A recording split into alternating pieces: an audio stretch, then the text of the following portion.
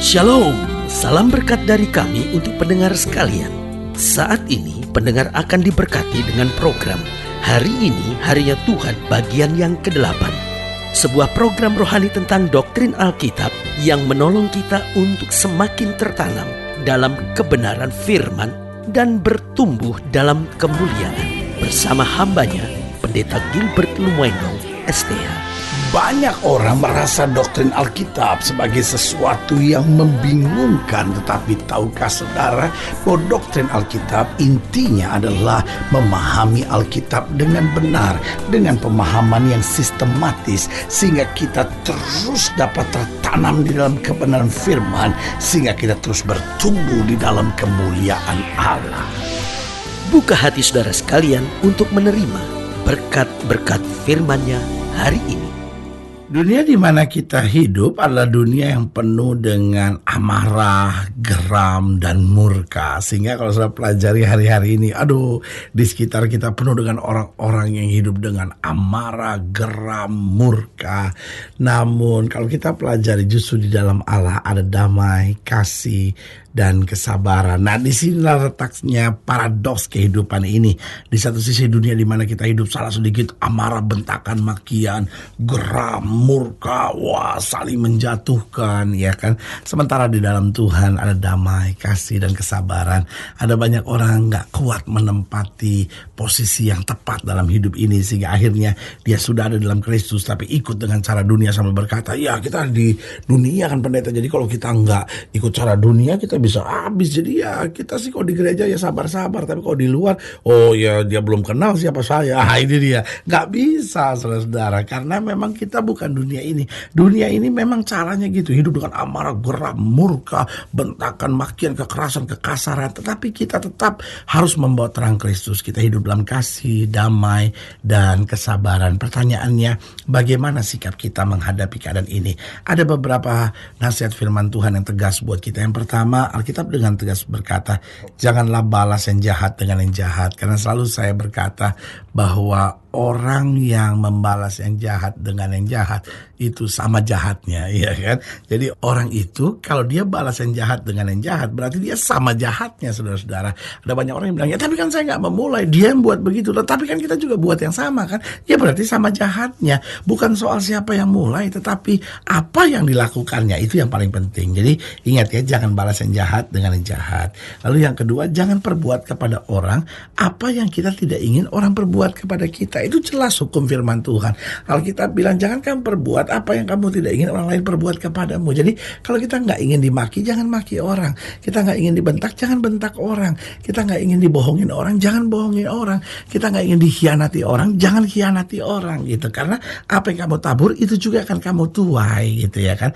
Lalu yang ketiga, bagaimana sikap kita, yaitu jangan miliki standar kehidupan dunia gitu. Kenapa? Karena Alkitab jelas bilang kamu berbeda, kamu ada di dunia, tapi kamu bukan berasal dari dunia ini gitu. Jadi kita harus memiliki standar kehidupan yang berbeda, karena Alkitab bilang kamu adalah terang dari dunia ini.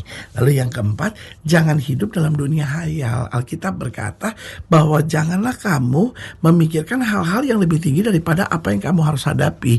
Artinya apa? Hidup ini jangan hidup dalam dunia hayal. Kalau kita hidup dalam dunia hayal, maka kita mudah sekali marah gitu. Karena yang kita hayalkan gini, saya harap istri saya baik sama saya harap suami saya mau mengerti saya harap semua dalam hidup ini lancar, gak ada persoalan. Jadi kalau mulai menghadapi persoalan, langsung dia geram, langsung dia murka, langsung dia marah, karena dia bingung sendiri, Tuhan kenapa ini harus terjadi? Loh, sebagai hamba Allah saya mau ingatkan bahwa kita hidup dalam dunia yang real. Orang yang bermulut manis di depan saudara, satu saat juga bisa menusuk saudara dari belakang.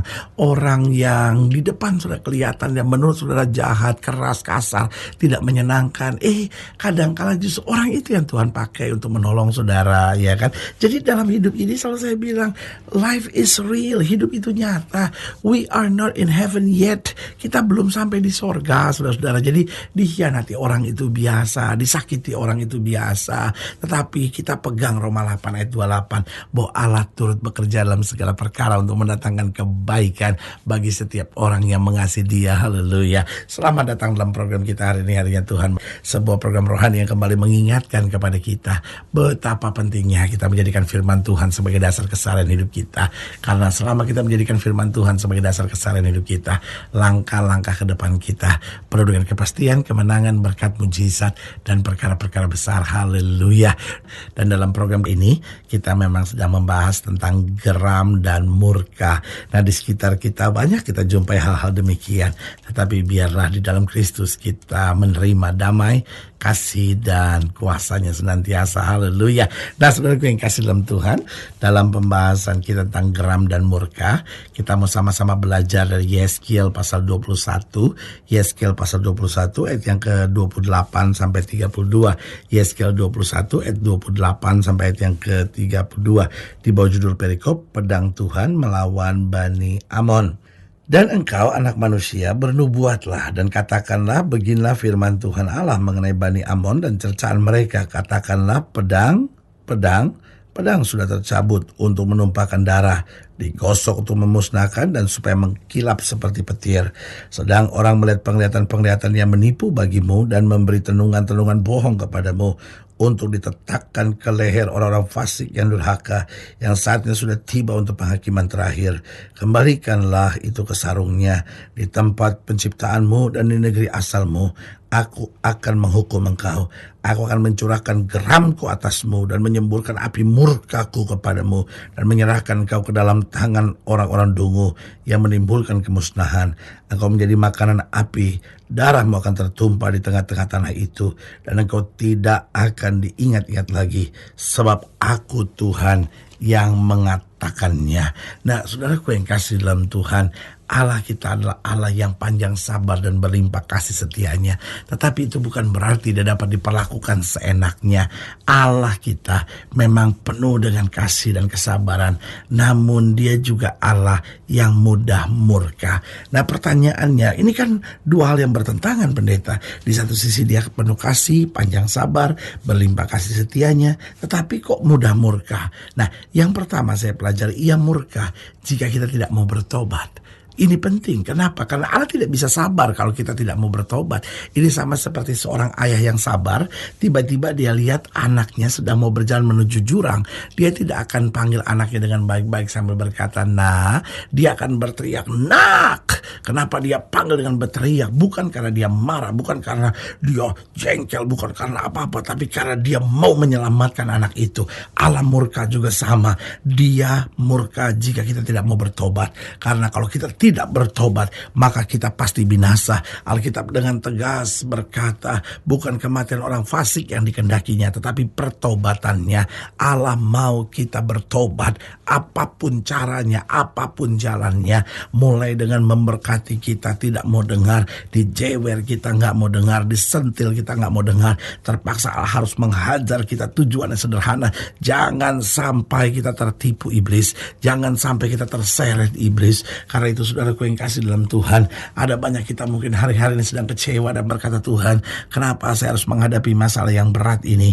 Kenapa saya harus menghadapi situasi yang tidak menyenangkan ini?" Tetapi sebagai hamba Allah, saya hanya mau ingatkan, kadangkala Tuhan mengizinkan hukuman, kadangkala Allah menurunkan murka dalam hidup kita. Tujuannya sederhana, agar kita bertobat, kita berbalik. Karena kita berkata, kalau kita berbalik, maka Tuhan akan menyediakan anugerahnya bagi kita. Jadi ingat, ia murka jika kita tidak mau bertobat. Karena kalau kita tidak mau bertobat, kita pasti binasa. Tetapi kalau kita mau berbalik dan bertobat, maka kita akan diselamatkannya. Haleluya. Yang kedua, ia murka jika kita menyembah berhala. Karena saudaraku yang kasih dalam Tuhan, the devil is a liar. Setan itu penipu, setan itu pembohong. Berhala-berhala itu tidak punya sesuatu yang baik untuk kita. Berhala-berhala itu hanya membelenggu hidup kita. Berhala-berhala itu hanya menyengsarakan hidup kita. Berhala-berhala itu akhirnya hanya merusak kehidupan kita. Karena itu Tuhan tidak dapat sabar. Ia murka jika kita menyembah berhala, supaya kita tidak binasa. Karena Alkitab berkata, iblis itu memang menyamar samar seperti malaikat terang. Tetapi kita yang ada di dalam Kristus, kita ciptaan yang baru. Oh, terang Kristus menyala sehingga kita tidak bisa tertipu oleh segala kegelapan tersebut. Karena kita hidup dalam kebenaran, maka kemuliaan Tuhan nyata atas hidup kita. Haleluya. Jadi ia murka yang pertama jika kita tidak mau bertobat. Yang kedua, ia murka jika kita menyembah berhala. Yang keempat, ia murka jika kita melakukan yang jahat. Saudaraku yang kasih dalam Tuhan, apalagi kita sudah bertobat, apalagi kita sudah mengenal kebenaran, lalu kita masih hidup dalam jahat. Alkitab bilang, tinggalkan segala kejahatanmu. Kenapa kejahatan itu menjadi celah untuk akhirnya kita bisa kehilangan keselamatan kita. Ada banyak orang yang berkata, lo kalau sekali selamat kan tetap selamat, kita tidak akan kehilangan keselamatan kita. Lo tetapi jangan lupa, iblis itu licik, dia selalu mau mengganggu, dia selalu mau cari celah. Makanya Alkitab dengan tegas berkata, jangan beri kesempatan kepada iblis. Kalau iblis lihat kesempatan di dalam hidup kita, lalu kita mulai lakukan yang jahat, hati kita menyimpan yang jahat, pikiran kita berpikir yang jahat, maka dari lubang celah kecil itu dia masuk, dan akhirnya dia khamiri, dia rusak segala sesuatunya, dan akhirnya hidup kita binasa. Karena itu saudaraku yang kasih dalam Tuhan, kita harus hidup bertobat sungguh-sungguh, kita menyembah Allah saja, jangan melakukan yang jahat. Dan yang keempat, ia murka jika kita tidak setia. Karena Alkitab dengan tegas berkata, orang yang bertahan pada kesudahannya, itu yang akan memperoleh keselamatnya. Orang-orang yang setia akan memperoleh mujizat. Orang-orang yang setia akan melihat sorga. Orang-orang yang setia akan menatap Kristus muka dengan muka. Karena itu saudaraku yang kasih dalam Tuhan, ingat, jangan permainkan kasih dan kesabaran Tuhan, tetapi tetap setia dalam segala perkara. Haleluya. Saudaraku yang kasih dalam Tuhan, jika sedang dilayani lebih jauh, hubungi kami melalui telepon, hubungi kami melalui surat, kunjungi website kami, karena kami ada untuk membawa Bapak Ibu Saudara senantiasa lebih dekat pada Tuhan dan mengalami kasih kuasa mujizat yang luar biasa. Haleluya. Secara khusus melalui program ini juga saya mau berdoa buat setiap saudara yang sakit, setiap saudara yang berbeban berat, karena saya percaya bahwa bagi Allah tidak ada perkara yang mustahil. Nah, saudara-saudara yang didoakan secara khusus, boleh taruh tangan kanan saudara di dada dan kita akan berdoa. Mari kita berdoa. Bapa, dalam nama Yesus, hamba doa buat yang sakit, hamba doa buat yang berbeban berat, hamba doa untuk setiap mereka sedang menghadapi masa-masa yang sukar, bahkan mereka yang taruh tangan kanannya di dada karena merasakan bagaimana Tuhan sedang mendidik dan mendisiplinnya.